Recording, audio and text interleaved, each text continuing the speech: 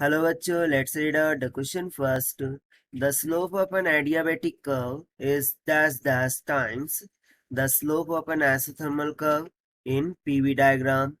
यानी कि pressure into volume diagram में जो स्लोप ऑफ adiabatic कर्व होता है वो स्लोप ऑफ आइसोथर्मल कर्व के कितने टाइम्स होता है वो यहाँ पर हमें फाइंड आउट करना है। तो चलिए हम स्टार्ट करते हैं यहाँ सोल्यूशन से। But before of that, let's see the key concept which we are going to use here for this question. So basically यहाँ पर हम कॉन्सेप्ट लगाने वाले हैं फॉर द आइसोथर्मल। ठीक है, हम यहाँ पर कॉन्सेप्ट लगाएंगे आइसोथर्मल का। सो बेसिकली आइसोथर्मल प्रोसेस में हम क्या बोलते हैं, जिसका टेम्परेचर क्या हो जाए, कांस्टेंट हो जाए। और यदि टेम्परेचर कांस्टेंट है तो आइडियल गैस इक्वेशन से PV is equal to nRT होता है। सो nR ऑलरेडी कांस्टेंट होता है, T भी कांस्टेंट हो गया। सो यहाँ से हमें आइसोथर्मल प्रोसेस के लिए जो PV है वो क्या मिल जाता है, कांस्टेंट मिल जाता है। PV is equal to constant. So यदि मैं इसके लिए एक ग्राफ ड्रॉ करूँ P वर्सेस V की, ठीक है, सो यहाँ पर मैंने ले लिया V, यहाँ पर ले लिया P। सो जैसा कि PV इक्वल्स टू कांस्टेंट है, सो हमें जो ग्राफ मिल जाती है वो एक रेक्टेंगुलर हाइपरबोला की मिल जाती है, राइट, जो कि कुछ इस तरीके से होती है। अब इस रेक्टेंगुलर हाइपरबोला पर यदि मैं कोई भी एक पॉइंट कंसिडर कर लूं, लेट्स से पॉइंट Q, ठीक है, और यहाँ से मैं इसका स्लोप कैलकुलेट करूं, सो वो स्लोप किसके इक्वल आ जाएगा, this slope will be equals to, slope क्या होता है, dy बाय डी एक्स, यानी कि x एक्सिस होगा y एक्सिस हो जाएगा, सो वो dy बाय डी एक्स हो जाता है। So this is equals to nothing but the tan of theta. So यहाँ पर y पर क्या है p और x पर क्या है v। So basically isothermal process के लिए जो स्लोप है वो क्या हो जाएगा, dp बाय dv के इक्वल। अब इस स्लोप फाइंड करने के लिए मैं क्या करूंगा, देखिए हमें यहाँ पर लिखा है कि pv is equal to constant होता है, राइट। सो इस कांस्टेंट को हम मान लेते हैं कुछ c के इक्वल।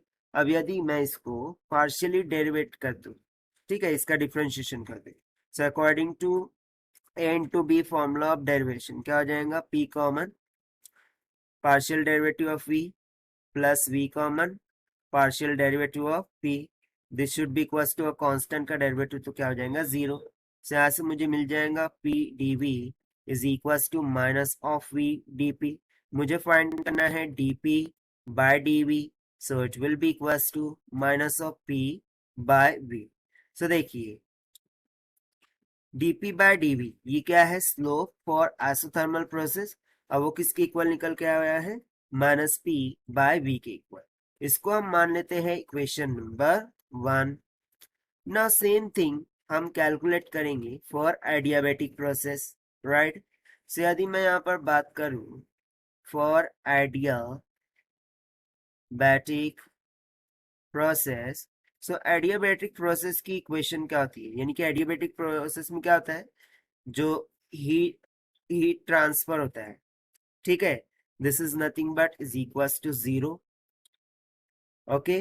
और यदि हीट ट्रांसफर 0 है सो इसकी इक्वेशन हो जाती है PV raise to gamma is equals to constant. ना अगेन मुझे क्या फाइंड करना है, dp बाय dv। सो इसके लिए इसको मैं पार्शियली डिफरेंशिएट कर दूंगा, so p common derivative of v raise to gamma, so वो हो जाएगा gamma into v raise to gamma minus of 1 according to formula of differentiation, right. जो पावर होता है हमने देखा था x रेस टू n का क्या होता है, n x raise to n minus of 1 d by d x, ठीक है। तो बस इसी फॉर्मूले को मैंने यहाँ पर अप्लाई किया है।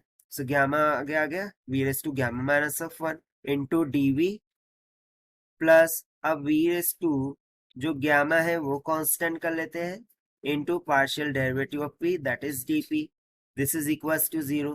सो यहाँ से देखिए मैं यहाँ से लिख सकता हूँ p into gamma into V raise to gamma minus of 1 dv, this is equals to minus of V raise to gamma dp।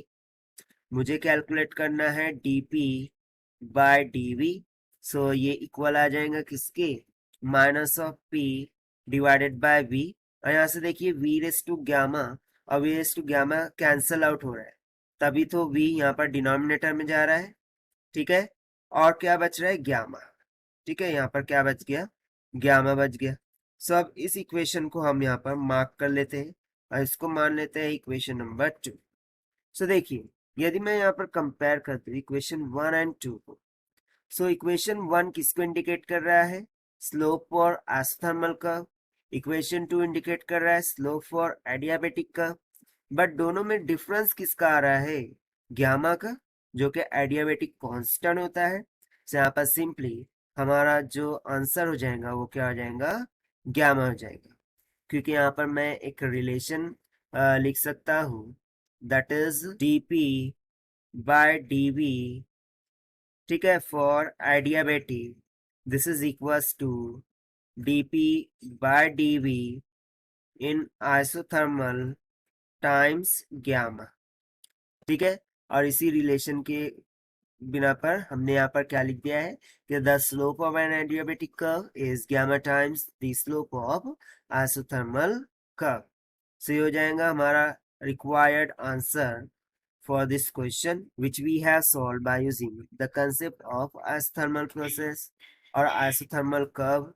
So this is the required solution. I hope you understood well. Best of luck. Thank you.